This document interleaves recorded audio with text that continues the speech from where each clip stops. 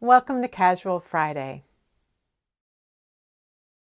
I have a couple of finished projects to show you, a fixed project to show you, and then I want to tell you about my trip to Michigan this past weekend and tell you a little bit about this picture and how it's related to me becoming a knitter. So let's get started. I mentioned in a Casual Friday right before Thanksgiving that when I travel, I always think first about what knitting I'm going to take with me and then what knitting I'm going to actually start on the trip. So typically I take a new ball of sock yarn with me on a trip and I cast on for that sock when I'm at the boarding gate for the first flight. Well, I knew that this flight was going to be pretty short, and I knew that because my visit was only going to be a few days, that I really didn't want to start a pair of socks. But what I did want to do was to see if I could get another gift done for my niece, because the reason I went to Michigan was for my niece's baby shower, and I was bringing along 3 finished gifts for her, but I also wanted to continue knitting things for this baby, which is due in February. So one of the baby gifts I really like to knit is the Norwegian Sweet Baby Cap. I've knit that several times, and most recently this summer I knit it for the baby that my daughter is an au pair for in the Netherlands. And it's a really great project for using leftover sock yarn. I remember weighing the hat the last time I made it, so I looked it up in my Ravelry projects in my Ravelry notebook, and I had used 22 grams of sock yarn. So I went through my bin of leftover sock yarn looking for things that were self-striping. I didn't want to make the hat in a solid color. I like having the stripes. And so I was looking through things that looked like they were self-striping and that there was probably enough yarn in them. I know that when I knit socks for myself, I usually only use about 75 grams of the ball, and so there's usually about 25 grams left. So anything that would have been used for a sock for me would probably be enough yarn, but I didn't know that it would be appropriate for this baby. So I was digging through the bin and I was pulling things out and weighing them, and I pulled out this little cake of leftover yarn that I didn't really recognize. I knew that this was not a ball of yarn that I had used to make myself socks, but I didn't really recognize it. It looked like it had some blues, different colored blues in it, and I just couldn't remember any one that I would have made socks for using this yarn. But I weighed this little ball and it was 33 grams. So I thought, well, that's a lot of leftover yarn, and this will certainly be enough for the hat. So I cast on for it when I got to the boarding gate. And as I began working through from one stripe to another, I began to recognize the yarn. And then I remembered who I had knit socks for. And it turns out that the socks that I had made from this original ball of yarn were for the baby's grandmother, my niece's mother or my sister-in-law. That yarn was the yarn that I had used to make her a pair of socks, and now I was using it to knit her granddaughter or grandson a new hat. So I thought that was a certain amount of serendipity, and I was really happy about it. And my sister-in-law was really happy about it too. My brother said, "Oh, well, you should make the baby a hat out of the leftovers from one of the pairs of socks that you've made for me." And I said, I pointed out that his wife is quite short and has very tiny feet, and that's why there was enough yarn left over to make a sock for this baby. And that on the other hand, my brother has very large feet, and it's a constant checking with my spreadsheets and stitch counts and yarn weight when I'm knitting socks for my brother to make sure I'm even going to have enough yarn to finish the sock. Sometimes I end up making socks with contrast heels just because there isn't going to be enough yarn left. So if there's any yarn left from any of his pairs of socks, it's not more than, a couple of grams at most. Sorry. So I knit the hat on the plane, and I knit the hat on the car ride. that my brother and I took. We drove back and forth across Michigan several times in order to pick up our mother for the baby shower and then return her. So I was knitting in the car that whole time, and I finished the hat on the third leg of our car trip. But I left the hat there, but I forgot to take a picture. But I will give you a picture of the original socks, and then my niece is promising to take a picture of the hat to send it to me, but I don't have that yet. So about a month ago, I decided I wanted to do some more experimenting with chainette yarns as well as blow yarns. Now, I had knit something with a blow yarn at the beginning of the year that I talked about, and I gave an update on, I think last week, to show you how well that shawl that I had knit for or wrap that I had knit for my mother-in-law has held up, because she's worn it a lot. It looks pristine. So I went to the yarnery in St. Paul about a month ago or so, and I said, show me all your blow yarns and show me all your chainette yarns, because at the time I was working on a sweater made from chainette yarn, and I was very intrigued by that yarn as well. So I got a bunch of different ones, and different yarn weights, different colors, different styles, just to experiment. So for the past month, I've had this hank of yarn sitting on my desk, thinking about what could I make with this, because it's only 50 grams and it's a bulky weight, but because of the construction of blow yarn, you get so much more yardage than you would if it was applied yarn. So there's 109 yards. And I thought, well, I could probably make a hat, but I didn't know who I was going to make it for. We just got an invitation to go to a Christmas Eve party with some friends that have a Christmas Eve potluck every year, and everybody brings a couple little gifts, and then we play this dice game where if you roll doubles, then you get to pick one of the gifts. You unwrap it, show everybody what it is, and then the next person who rolls doubles can either steal that gift or they can pick an unwrapped gift off of the table. So this keeps going on. It's a very fast game, and everybody brings a couple of different things. And so usually what I do is I bring a couple of knitted items, wrap those up, things that I've knit through the year that I don't have a recipient for. And so that's what I decided to do with this Woolfolk yarn. So I've got on my little mannequin guy. So it's a 2x2 ribbed hat with one cable going up, and it's one of those double twist cables. So it's a 12 round repeat for the cable, and then on round 8 and round 12, then I do the cable crossings, and so then you wait longer to do the next couple of crossings. So I was playing with that, and I was experimenting with some decreasing at the top to see if I liked that, and I thought it came out okay, and I tried it on. It's really warm, and it's super lightweight, and I haven't washed and blacked this yet. I'm curious to see if it's going to bloom a little bit more, get even sort of more fuzzy or thicker, or to see what's going to happen with it. I used the leftovers to make a pom-pom, which I have not attached yet. I do not enjoy making pom-poms, and I can never get them even. They're always lumpy, and then I trim them, and they just keep getting smaller and smaller. So, but at some point I'm going to attach the pom-pom as well. So the yarn that I use for this hat is Woolfolk LUFT, so L-U-F-T, and the way blow yarns work, if you haven't seen my previous videos where I've talked about this, there's a very fine mesh tube that's made out of a fiber like cotton. In this case, it was cotton. Sometimes it's made out of nylon. The wrap that I made for my mother-in-law, that too was made out of silk. And then the fibers that are blown into it are typically very soft and very fine, and probably prone to pilling or losing their shape if they were just plied on their own.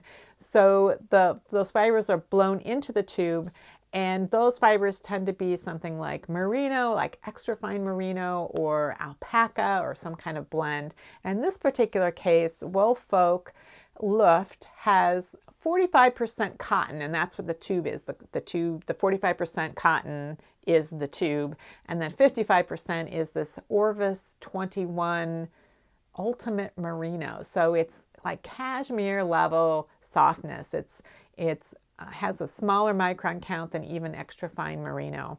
So it's called Ultimate Merino. So in this case, the cotton tube is left white, and then these dark colored fibers are blown into it. So for something really dark like this navy, that white gives it kind of allows the stitch definition to actually show up instead of just being completely dark where you can't see anything. So it's an interesting look, and it's not one that I have seen in other yarns. So I bought a couple of other below yarns and chainette yarns at that same time, and one is a Rowan yarn that's some sort of alpaca. I can't remember the name of it, but it's a DK weight that I'm thinking I'm gonna make some fingerless mitts with, see how that works.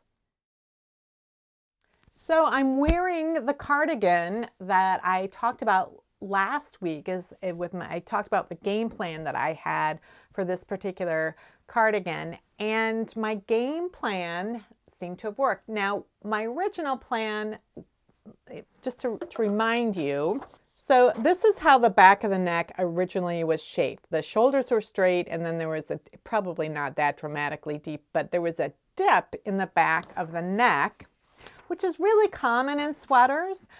Most of my sweaters that I knit with flat collars that are filling in toward the neck have that dip in the back, and it makes a really nice curved neckline if you have a flat collar. But this collar is a folded collar, and it's meant to come up the neck for a little way and then fold over.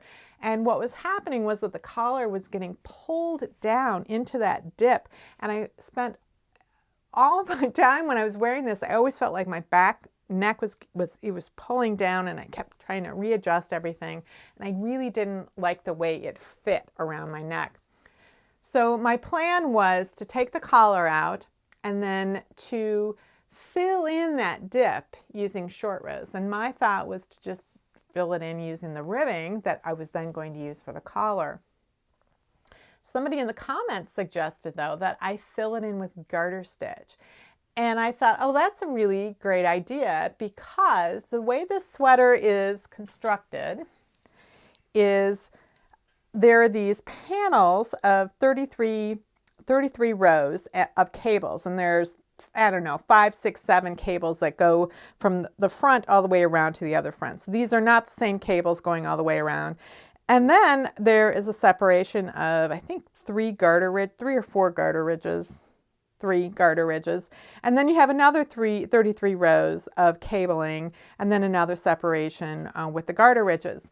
And so the back of the neck, right where the back of the neck was dipping down, I had that garter stitch separation, and then the base of the neck started. On each shoulder, then I still was starting a little bitty cable on each side, but at the base of the neck was garter stitch below it. So I thought, oh, that's a good idea to fill it in with garter stitch, and then switch to the ribbing when I was ready to do the collar. There were some other comments that suggested that maybe garter stitch or ribbing were not appropriate or wouldn't work best in that dip because both of them are stretchy. So ribbing stretches this way and garter stitch will stretch this way. Now, I wasn't terribly concerned about the stretchiness because my plan was to use a smaller needle than I'd use for the body of the sweater.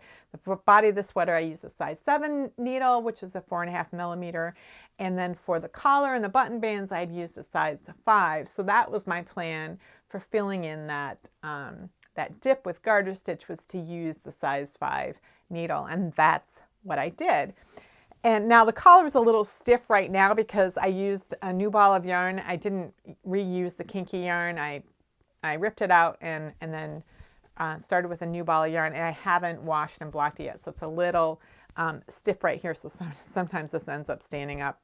But what happens is that it filled in the back, and now this collar just sits at the back of my neck. It just feels right. It isn't just that it looks better, it's that it feels better. So I'll put in the overhead so that you can see what the back of the neck actually looks like. But I think it works really well. It doesn't look as good as it would have looked if I had just knit the neck straight across initially, but as far as I'm concerned, this is a really great fix because I don't see it, but I feel the difference, and I really am happy with it. So this is the back of the neck and then one of the shoulders. So you can see right here, I have those garter stitch ridges that go all the way across that divide one cable section from another. And for the shoulders, I started another set of cables right here, but this is where that back neck dip was, and it came across here and all the way up here. So you can see that these garter ridges are a little bigger than the ones here, but I knit across and garter stitch, getting wider and wider and wider and wider until I brought the neck all the way up even, and then I switched to the ribbing. And then now the neck just folds like this and sits on the back of my neck, exactly like I would like it. So I still have plans to fix the shawl collar cardigan, to fix the neck a little bit so that it feels a little more like what I would like it. And I'll probably update you on that next week.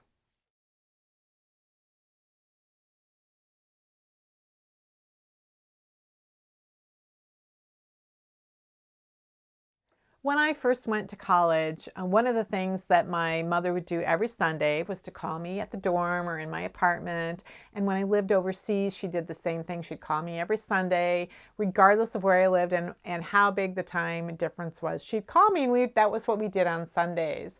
And then as I got older, and then I had kids and stuff, and she was retiring, we would call each other anytime we were thinking about it. My mother has dementia now, and so the calling on Sunday comes from me. So I called sometime earlier this fall, and my mother's husband answered and said, well, we are decided to downsize, and we're going to be moving to this retirement village. And so we're going to be getting rid of a lot of stuff. And I want to make sure that if there's anything that you want that we're not going to be able to take with us, that you let me know. So, because I don't want to throw out anything that you might want. So the things that I could, and he knew the photo albums would be important. So he said, I want to make sure you get the photo albums. But if there's anything else, let me know. So I could think of two things that I wanted. One was this not a piggy bank, but a cookie jar in the shape of a pig's head that used to sit on our kitchen counter and was now just in a cabinet in their house. It's a pig's head, and the lid is the ears, and it says on the top of it, go ahead, make a pig of yourself. And I just, that's just like a very firm memory, like whatever house we lived in, no matter where we moved, that cookie jar was there. So I knew that that was something that I would want. And then I made sure that he knew like other kinds of knickknacks that they had, like what would be important. And those things he wasn't going to get rid of. So he was interested in getting rid of furniture and maybe pictures on the walls, because they weren't going to have any kind of that kind of wall space. And I said, well, there is a picture. I don't know where in the house, I couldn't remember where in the house it was, but I knew that it was hanging in the house. I said, there's a picture that I bought when I was in Greece back in 1985. When I was living in London, I had taken this trip to Greece, and I bought a vase for my brother, and then I bought this picture that I gave to my mother. And she doesn't remember now, like the things that are on the walls, like they don't have significance to her anymore. And I said, if you're going to take that though to the new place, I don't need to have it. But if you weren't planning on taking it, I'd really love to have it back. So this weekend, when I went to Michigan, my brother and I drove back and forth across Michigan several times in order to pick up our mom to go to the baby shower and then return her. So we were picking her up and dropping her at the retirement village. They were meeting us there. They're still living in their house, but they've moved some of their furniture there already. They just haven't moved into the retirement place yet. So we got to see where, what their new apartment's brand new. Everything's brand new. We got to see what it looked like, and we picked her up. And then we decided it would be too confusing and difficult for her to stay overnight in my brother's house, just trying to manage the stairs and then finding her way around the house in the middle of the night if she needed to go to the bathroom. It would be too, just for safety issues, we felt we would take her back. So after the baby shower was done, my brother and I were driving back across to the retirement village, and I was knitting in the car. I finished that little baby hat on that third leg of the trip. And when we got there, my mom's husband was there, and he handed me that picture. He said, "Oh, I took this off the wall of the office, and I put this other thing there for right now, but you can have this back now." And so I was really happy. I hadn't seen it in a long time. But it got me thinking about why I had even bought this picture, like what the significance of it even had been. And because it had been so long ago that I hadn't really spent any time thinking about where I'd bought it and why. So Sunday morning, I got up and I took a picture of it with my phone. I tried doing a Google reverse image search, and I wasn't getting hits on it. And the back of the picture says something like a typical Therian lady, fresco from Thera, about 1300 BC, Athens National Museum. That's what it says in the back. Thera is another name for, it's like the ancient name for Santorini. Santorini is an island, one of the Greek islands, and there's actually a number of islands kind of in a ring, and Santorini is the largest one. I had wanted to go to Santorini. I started remembering this, like why I went to Santorini, and I remembered that I had seen a movie at some point in college that had taken place on Santorini, and it just looked so beautiful, and I thought I really would love to go there.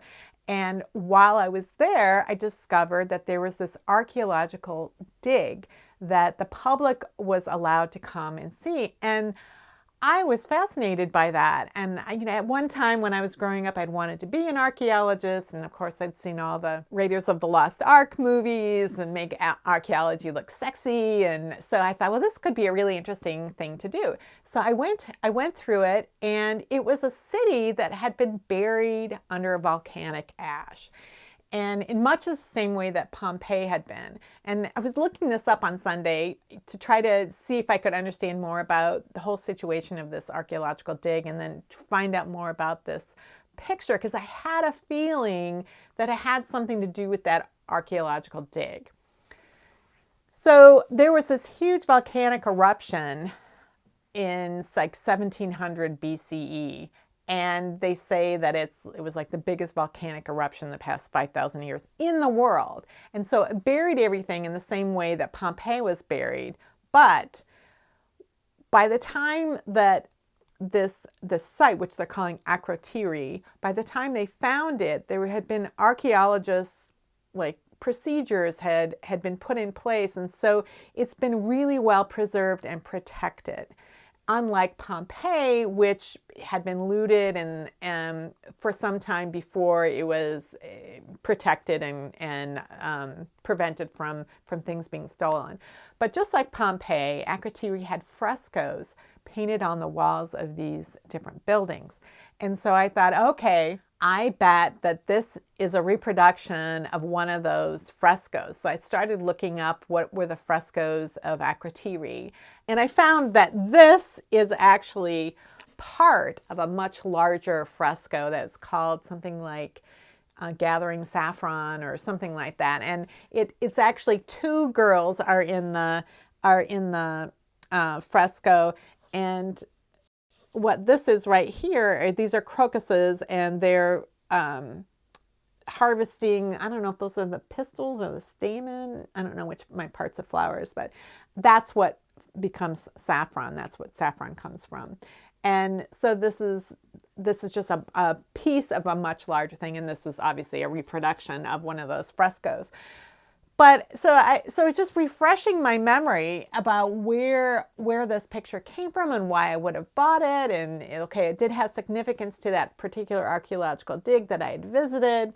So all of that was coming back to me. And then I realized, oh my gosh, Santorini, that is the island that I was on when I met these two Irish guys on the beach. They were there doing travel videos. And this is a story I told in my very first Casual Friday about how I came to learn to knit. So I was on Santorini on this beach where I met these two Irish guys. I was planning on moving to Ireland that January, so just in a few months, and they gave me their business card and said, "Oh, give us a ring when you get to Ireland."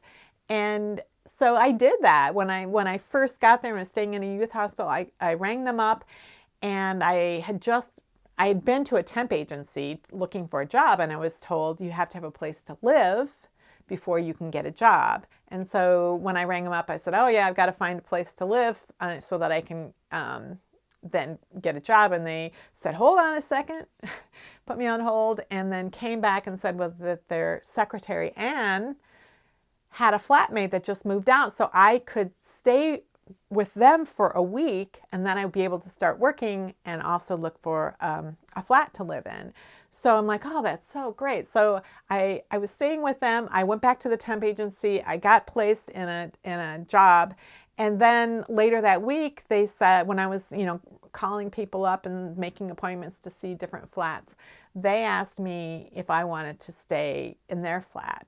And so it was 3 girls. It was Winifred, who's from County Roscommon, and then there was Anne and Catherine, who were from County Meath. They were sisters. So I shared a room with Catherine. Anne and Winnie shared the other room. And every week, and they would all go home to see their parents. And then on Sunday evening, they'd come back. And it was a couple of weeks after I had moved in with them that Catherine came back from her weekend with her parents and was knitting a project. And that's when I said, I want to learn to knit. And that's what got me started on knitting. A few years ago, as my mother's memory began to deteriorate and I noticed the effects of middle age on my own brain, I started coming across articles that would claim that knitting is a great way to delay the onset of Alzheimer's. Or I'd read stories about how people who continue to learn new things well into their advanced years could prevent mental decline. Now, I'm not sure which is the cause and which is the effect here, where if you continue to learn, that prevents mental decline, or if the fact that you're not declining mentally allows you to continue to learn. I don't know which one might be the real cause and real effect. But I do know that I don't learn as quickly as I did when I was younger. When I was young, I learned very quickly, and I would get very frustrated if I didn't catch on to something immediately. And that habit of just reacting in a very sort of explosive way when I was frustrated carried me through into middle age. And what I would see in myself as a 50-some-year-old woman was that if I tried to learn something that was brand new to me and it wasn't coming quickly, I'd get frustrated and I'd just say, forget it. And so I decided that probably wasn't a good strategy. Instead, I'm cutting myself some slack and acknowledging that it's just going to take me longer to learn than it did when I was younger. Just accept that fact and continue to go step by step and learn something new. So knitting is something that I have a lot of experience and a huge amount of knowledge. So it's very easy, or it could be very easy for me to just slide through with what I already know and not push myself very hard. And I think that that's really what I had been doing for several years until the past couple of years when I just kind of said, you know what, you need to learn new things, including how to produce knitting videos better and in a more consistent way, because then that would allow me to learn more about the process of making videos. So I continued to learn that, and then having to produce videos on a weekly basis, sometimes twice, well, now it's twice a week. That pushes me to think about, well, what else could I be learning, or what else could I be teaching, and what am I learning from the process of teaching? So that's keeping me going as well. But it was really this past weekend when I got this picture, and I just did a quick internet search trying to figure out who this girl gathering saffron was, and then seeing how that internet search, just looking for information that I'm pretty sure I never did know, also allowed me to to bring up old memories about my adventures in Greece and how that led to me learning to knit and bringing me to where I am today. And I'm just so grateful that I am still able to bring those old memories back to the surface. So I'm going to keep knitting until they pry my knitting needles out of my cold, dead hands. And that's a promise to myself that I'm making right here. That's it for this week. If you like my videos, you can support me on Ko-fi.com. If you have any questions or comments about today's video or suggestions for videos you'd like to see in the future, you can leave those down in the comments below or join the discussion in my Ravelry group, Rocks. Thanks for watching, and I'll see you next week.